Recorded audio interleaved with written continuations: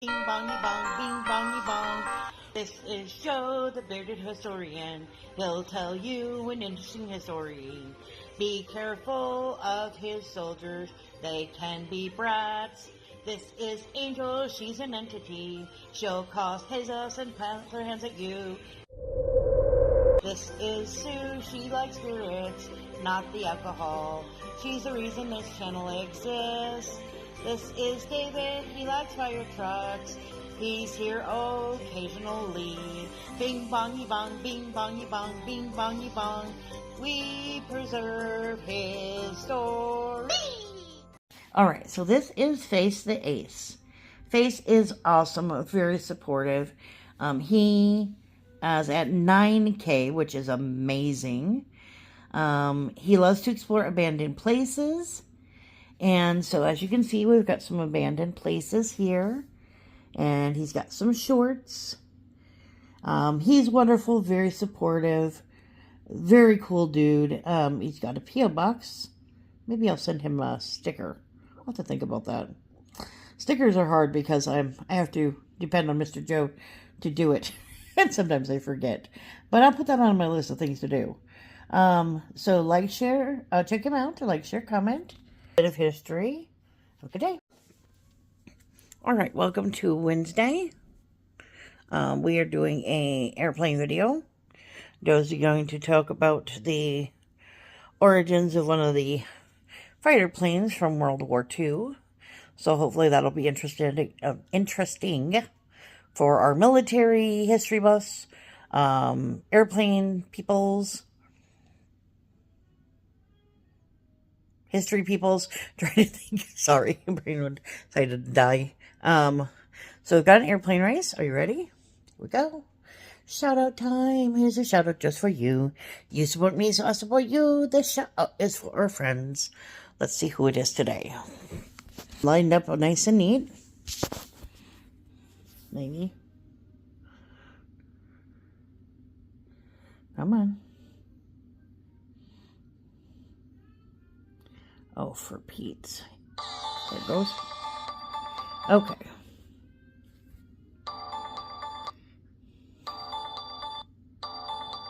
There it goes. Alright, so we've got Hiking Ontario. There's Steve and Tina. There's Alice. There's Cruise Nuts. There's Keebler. There's Duo. Wanda. Mountain Inspiration. Aries. Dirt Digger. Bobby. Josie. Nacho Daily. Peach. Steph. Jason. Let's see, who else do we see? Marlena, Crazy Train, Laura, my Linda. Let's see, Win, Jamaican. There's Faces coming up from the back. Let's see, there's Giraffe. Let's see, Crazy Train. Oh, it's Faces. Hang on. Record. Alright, Mr. Bud, tell them something that'll be semi-interesting. We'll try for semi-interesting, and we'll also tell two parts of the same story. Wait, what, two parts of the same story? Two parts of the same story. I want to tell two parts of different stories. Well, if you hook them together and maybe string a cable, you might get two of the same story, but we'll see what happens. Oh. Okay, well, in the hunt for interesting information to take and talk about for today's piece, we're going to go back to World War II, and on the 26th of June, 1942, the first recorded flight of the Grumman Hellcat was put into history. The Hellcat was an interesting little aircraft because, well, the Americans already had I won't say it was a superior fighter. It was a decent fighter. It was known as the Wildcat. And the Wildcat had been being used by the United States forces. It was designed in 1938. But the Wildcat, to its credit, had a couple flaws. It was going up against the Japanese Zero, which was a a dominant aircraft of the time, made by Mitsubishi. Its biggest problem was that its top speed was only 318 miles an hour. The Zero could get up to 331. The Mitsubishi Zero was also more maneuverable and had a longer range. Some other Navy pilots, including John Jimmy Thatch, the pioneer of fighter tactics, to deal with the Zero was pretty much, he was not happy with it. You know, their performance against the Zero in the battles of the Coral Sea and Midway. Now, overall, however, you know, the Wildcat still had an air combat kill-loss ratio of almost 6. Woo, 6. 6 to 1. And almost 7 to 1 for the entire war, not just counting 1942. Interestingly enough, some of the advantages that they had with the Hellcat, or I should say with the Wildcat, was that they would use the Wildcats on escort carriers, smaller carriers, because the Hellcats were heavier. But they would use these Wildcats. They were, given, to take and help the British, to help the Canadians. We had them in our Navy and our Marine Corps, and they were used in both the European and the Pacific theater. So, they saw a lot of operation all around the world during the period that they were primarily active. However, of course, about 1942, they started getting relegated to a lower purpose. Again, escort carrier duty. The big thing that a Hellcat, the Wildcat has an advantage was that they could take a lot of punishment. In fact, one of the strongest cases that they had, a Japanese pilot had made the comment that he had shot just 500 or 600 rounds of ammunition right at this plane, and it still didn't fall out of the sky. Oops. He wasn't sure what the heck was going on. He was like, this thing should have been splashed by now. It wasn't happening. A Zero that had taken that many bullets would have been a ball of fire by now, according to a Japanese pilot, Saburo Sasaki. But, this guy said, I had full confidence in my ability to destroy the Grumman and finish it off with just machine guns. So he turned off his cannon and closed in. He got close enough to the Grumman, the airplane didn't fall, just kept right on flying.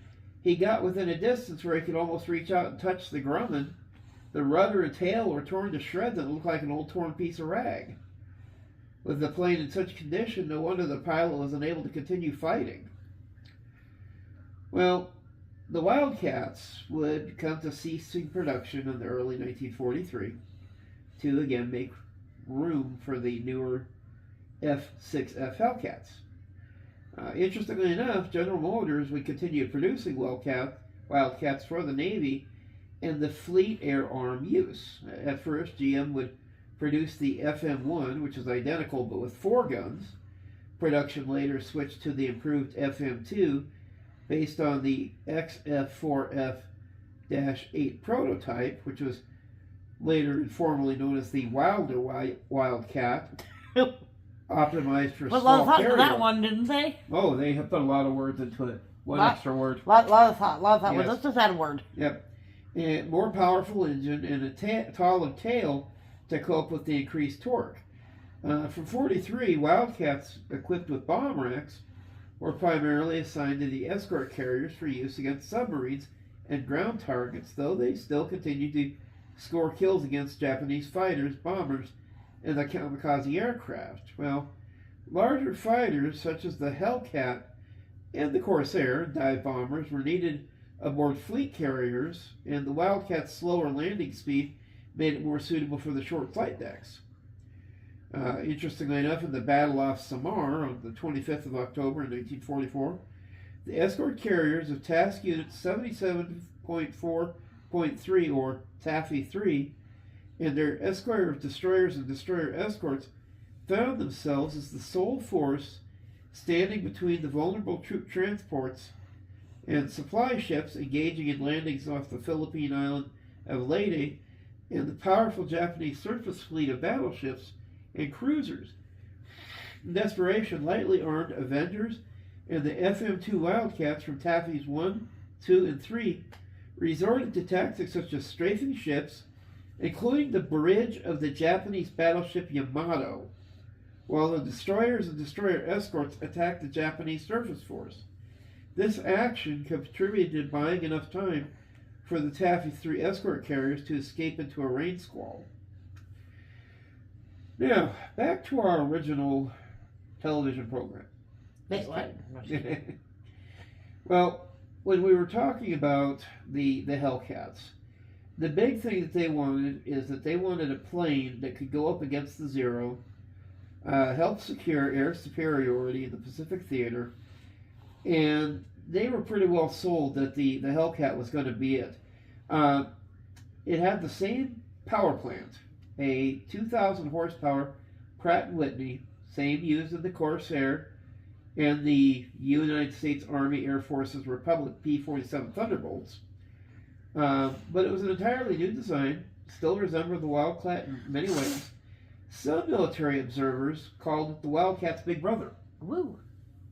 Now, it would make its combat debut in September 1943 and subsequently established itself as a rugged, well-designed carrier fighter, which was able to outperform the A6M0 and get that air superiority they really badly wanted. In a total, 12,275 were built in just over 2 years. There's American manufacturing in action. Total Hellcat destruction, they were able to destroy a total of 5,223 enemy aircraft with the U.S. Army, the U.S. Navy, U.S. Marine Corps, the Royal Navy Fleet Air Arm, and this was more than any Allied naval aircraft. And after the war, Hellcats were phased out of the frontline service, but the radar-equipped F6F-5Ns remained in service as late as 1954 as night fighters. Now, Grumman, as they say, when you've got a good thing, don't quit trying to come up with something new. They started working on a successor to the Wildcat in 1938.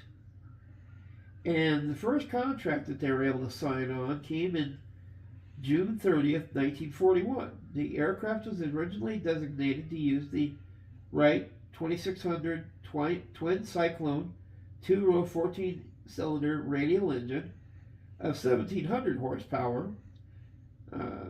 They actually had the same engine used with the Grumman then new torpedo bomber under development, driving a 3-bladed Curtiss electric propeller instead of the Wildcat's narrow-tracked hand-cranked main landing gear, retracting into the fuselage inherited from the F-3F, a design from its 1930s Grumman FF fighter biplane. The Hellcat had wide-set, hydraulically actuated landing gear struts that rotated 90 degrees when retracting backwards into the wings, but with full-wheel doors fitted to the struts that covered the entire strut and upper half of the main wheel when retracted, and twisted with the main gear struts through the 90 degrees during retraction.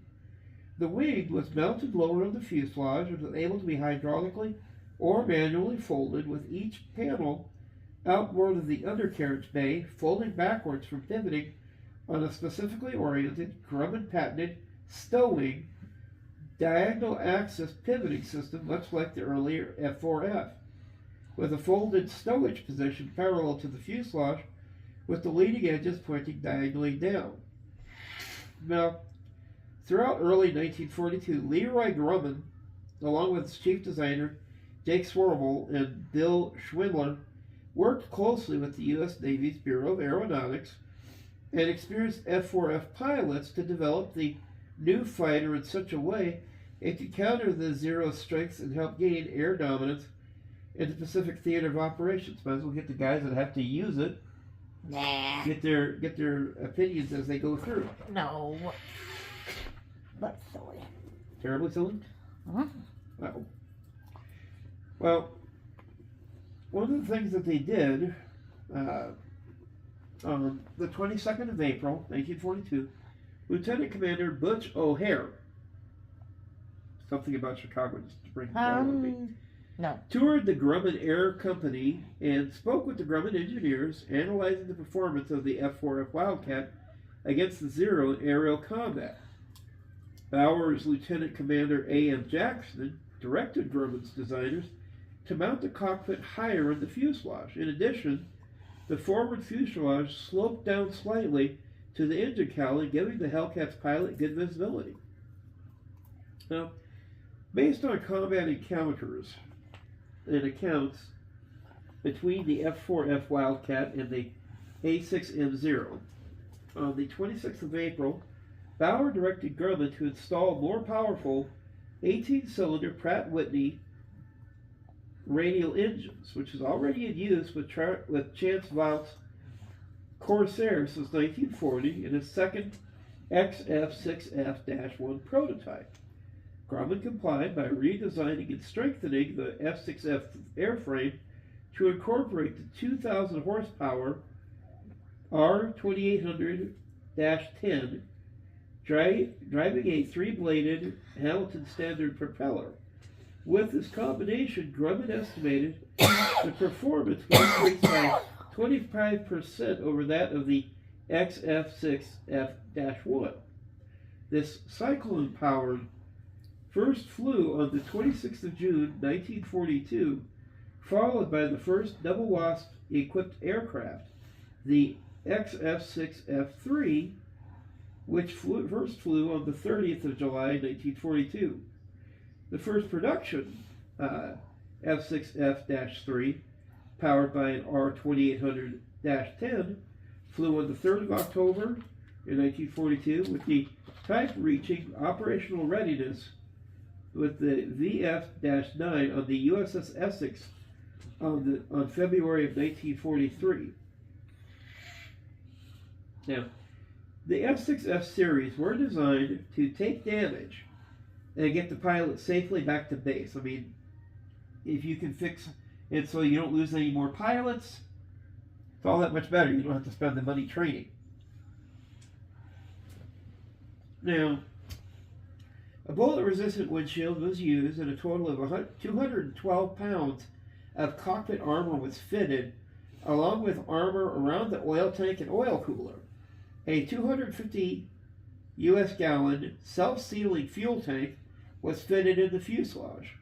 Standard armament on the F6F-3 consisted of 6 50-millimeter, 50-inch or 12.7 millimeter M2-AN Browning air-cooled machine guns with 400 rounds per gun.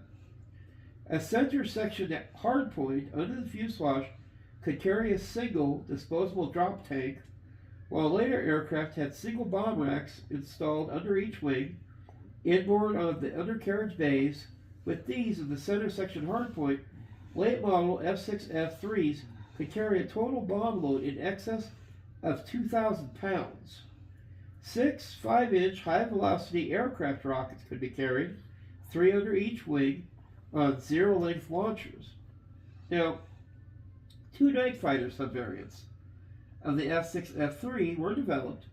The 18 F6F-3Es were converted from standard 3s and featured the AN-APS 10 GHz frequency radar in a pod mounted on a rack beneath the right wing, with a small radar scope fitted in the middle of the main instrument panel, and a radar operating controls installed on the portable side of the cockpit. The latter F6F-3N, first flown in July of 1943, was fitted with a radar in the fuselage with an antenna dish and a bulbous fairing mounted on the leading edge of the outer right wing as a development of the AN-APS-4. About 200 of these were built. Hellcat night fighters claimed their first victories in November of 1943. In total, 4,402 were built through April 1944, when production was changed to the F6F-5. Now, The F6F-5 featured several improvements, including a more powerful R2800 10-watt engine employing a water injection system and housed in a slightly more streamlined engine cowling, spring-loaded control tabs on the ailerons, and an improved clear view windscreen with a flat armored glass front panel replacing the F6F-3's curved plexiglass panel and internal armored glass screen. In addition, the rear fuselage and tail units were strengthened, and apart from the early production aircraft, most of the F6F-5s were painted in an overall gloss sea blue finish. After the first F6F-5s were built, the small windows behind the main canopy were deleted. Whoops. The F6F-5N night fighter variant was fitted with a radar and a fairing on the outer starboard wing. A few standard F6F-5s were also fitted with a camera equipment for reconnaissance duties as the F6F-5P. While all F6F-5-5s were capable of carrying armament mix of one 20mm cannon in each of the onboard gun bays, along with two pairs of 50-inch machine guns along with 400 rounds, this configuration was only used on later 5N night fighters. The F6F-5 was the most common variant, with 7,870 being built. Wow. Now, other prototypes would include the XF6F4, which was a conversion of the F1 powered by a 2827 and armed with four 20mm cannons. First flew on the 3rd of October 1942 as the prototype for the projected F6F4. This version never entered production and converted it to an F6F3 production aircraft. Another experimental prototype was the XF6F-2, and F6F3 converted to use the 2600 Wright motor fitted with a Berman manufactured mixed flow turbocharger, which was later replaced by the Pratt & Whitney R2821, also fitted with a Berman turbocharger. The turbochargers proved to be unreliable, though, on both engines, as performance improvements were marginal. As with the XF6F4, was soon converted back to a standard F6F3. Let's go back to the classroom, boys. Now, Pratt & Whitney's 2800 18W two-stage supercharged radial engine with water injection and a driving Hamilton standard four-bladed propeller, the XF6F-6 was the fastest version of the Hellcat series, had a top speed of 417 miles per hour. Well then. But the war ended before this variant could be mass-produced. Whoops.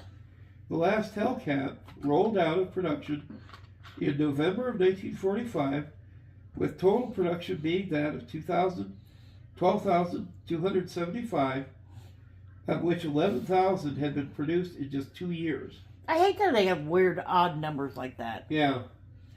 The high production rate was credited to the sound original design, which required little modification once production was underway. Now, again, the Navy and the Marines both like this flight quality compared to that of the Corsair, despite the Corsair having superior speed. This preference was especially noted during carrier landings, a critical success requirement for the Navy. The Corsair thus released the Navy to the Marine Corps, which, without the need to worry about carrier landings, used the Corsair to devastating effect on land-based sorties. The Hellcat would remain the standard carrier-borne fighter until the F4U series was finally cleared for carrier operations in late 1944. The carrier landing issues by now have been tackled largely due to the use of the Corsair by the Royal Navy Fleet Air Arm, which started in 1943. In addition to the good flight qualities, the Hellcat was easy to maintain and had an airframe tough enough to withstand the rigors of routine carrier operations. Like the Wildcat, the Hellcat was designed for ease of manufacturing and the ability to withstand significant damage, kind of like our buddies, the A-10s. Ah. Now, The first Hellcat saw action against the Japanese on the 1st of September while fighters off of the USS Independence would shoot down a Kawashita H-8K Emily flying boat.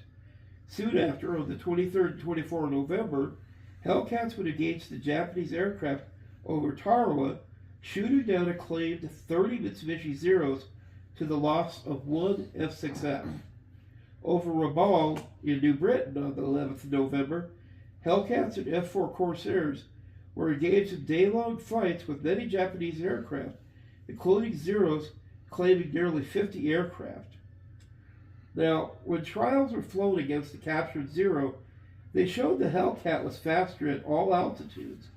The F-6F far outclimbed the Zero marginally above 14,000 feet and rolled faster at speeds above 235 miles per hour. However, the Japanese fighter could outturn the American opponent with ease at low speed, then enjoyed a slightly better rate of climb above 14,000 feet. The trials would conclude, it says, do not dogfight with the 052. Do not try to follow a loop or half roll with a pull-through. When attacking, use your superior power and high-speed performance to engage at a most favorable moment. To evade a 052 on your tail, roll and dive away into a high-speed turn. Now, Hellcats were a major U.S. naval fighter type involved at the Battle of the Philippine Sea, where so many Japanese aircraft were shot down. The Navy air crews named the battle the Great Marianas Turkey Shoot. The F-6F accounted for 75% of all aerial victories recorded in the U.S. Navy in the Pacific. Radar-equipped Hellcat night fighter squadrons appeared early in 1944. Now, a formidable opponent for the Hellcat was the Kawashita N1K, but it was produced too late in insufficient numbers to affect the outcome of the war. Now, U.S. Navy and Marine pilots flew 66,530 combat sorties and claimed 5,163 kills. Wow. That's 56% of all U.S. Navy Marine air victories of the war at a recorded cost of 270 Hellcats. Ooh. That's very good numbers. Overall kill-to-loss ratio of 19 to 1. Oh. Yeah. Claimed victories are often highly exaggerated during the war. Even so, the aircraft performed well against the best Japanese opponents with a claimed 13 to 1 kill ratio against the Zero and 9.5 to 1 against the Nakamina Ki-84 and 3.7 to 1 against the Mitsubishi J2M during the last year of the war. The F-6F became the primary ace-maker aircraft of the American inventory, with 305 Hellcat aces. The U.S. successes were not just attributed to superior aircraft. From 1942 onwards, they faced increasingly inexperienced Japanese aviators and had the advantage of numerical superiority. On the ground attack role, Hellcats would drop 6,503 tons of bombs. The U.S. Navy's all-time leading ace, Captain David McCampbell, scored all of his 34 victories in a Hellcat. He once described the F-6F as an outstanding fighter plane. It performed well, was easy to fly, and was a stable gun platform, but what I really remember most was it was rugged and easy to maintain. During the course of World War II, 2,462 Hellcats were lost to all causes, 27 in aerial combat, 553 to anti-aircraft ground and shipboard fire, and 341 due to operational causes. Of the total figure, 1,298 were destroyed in training and ferry operations, normally outside of combat zones. Oops. Hamilton McOrders III, a Navy aviator and flying ace of World War II, was credited with shooting down 12 Japanese aircraft. He was the first U.S. Navy aviator to become an ace while flying the Grumman Hellcat, and the first Navy carrier pilot to achieve double ace status. Arthur Van Hara, Jr., a Navy combat Hellcat ace of World War II from Arizona, was credited with shooting down 9 Japanese planes. He is awarded 2 Distinguished Flying Crosses It was inducted into the Arizona Aviation Hall of Fame in 2012. Now, interestingly enough, our buddies over in Great Britain would receive 1,263 of the Grummins from the Lend-Lease Act. Initially, this was known as the Grumman Gannett Mark I. The name Hellcat replaced it in early 1943 for the sake of simplicity. The Royal Navy at that time adopting the use of the existing American naval names for all U.S.-made aircraft supplied to it. The F-6, F-3 being designated the Hellcat FMK-1, and the F-6, F-5, the Hellcat FMK-2, and the F-6, F-5N, the Hellcat NF Mark II. Now, they saw action off of Norway, in the Mediterranean, and the Far East. Several were fitted with reconnaissance equipment similar to the F-6, F-5P, receiving this designation of the FR Mark II. Pacific War, primarily a naval war, the FAA Hellcats primarily faced land-based aircraft in the European and Mediterranean theater, so experienced far fewer opportunities for air-to-air combat than their Marine United States Navy counterparts. Nevertheless, they claimed a total of 52 enemy aircraft kills during 18 aerial combats from May 1944 to July 1945.